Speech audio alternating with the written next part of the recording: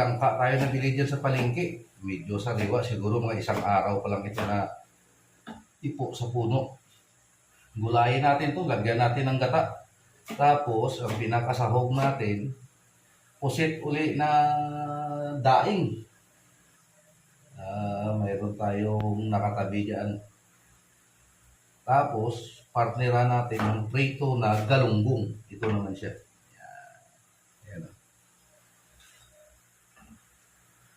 Ang talas ng katana na nabili ko. Nakakatakot magkuhan kasi hindi naman tayo sanay talaga maghiwa. Kaya kapag sumablay, baka masugat yung kamay. Ito na yung pusit natin. Gupit-gupitin natin doon ng maninipis lang. Bali 3 piraso lang na pusit na tira natin ng nakaraang araw. Himay-himayin lang natin ito. Ay hindi himay-himayin gupitin pala. Kasi matigas. Tapos, ilagay natin mamaya ito yung unang piga na gata natin. Palaputin natin, saka natin ilagay ito silang ka. At saka yung malunggay natin. Yan.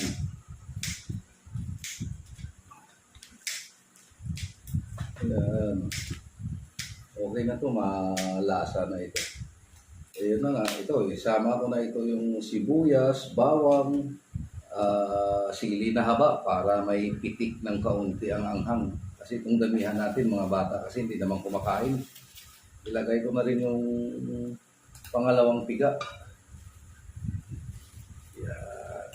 Tapos, papuluin na natin yan. Nalagyan ko na rin ng mga pangpalasa yan. Ito na. Nalagay ko na rin yung dahon ng malunggay. Tapos isabay na natin siguro ito yung unang gata natin na lagyan ko na rin ng pampalasa yan.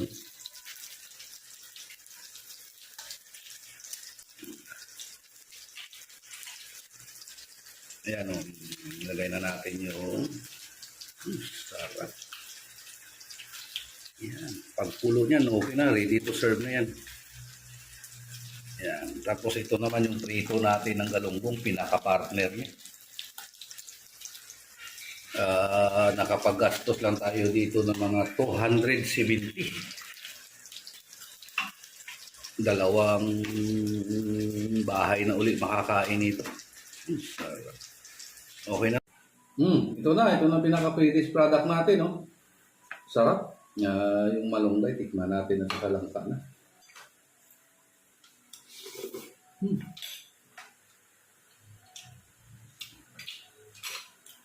Masarap. Kasi nanalasahan natin yung ayan, ang pusit at saka yung takang gata, kumbaga manamis-namis. At saka yung langka natin, siyempre bagong ipo lang yan siguro, nabili natin sa palengke. Kaya pati ang lasa ng langka, manamis-namis din. Sa iba yan, kapag matagal na ipo sa puno, mapait. Pero ito, manamis-namis. Dagdagan pa ng lasa ng niyog natin. At ito, ang ganda ng golden brown din ng pa natin, no? Pagprito sa galunggong, tikman natin. Ito, malutong, Sarap.